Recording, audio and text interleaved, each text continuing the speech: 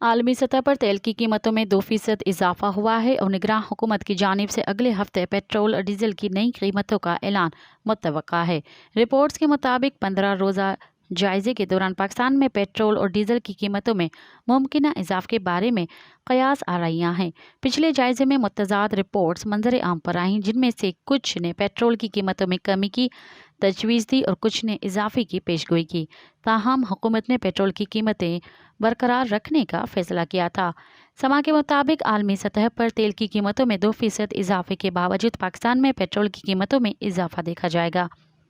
आज पाकिस्तान में पेट्रोल की कीमत 288.38 रुपये फ़ी लीटर, जबकि डीजल की कीमत 304.5 रुपये फ़ी लीटर है।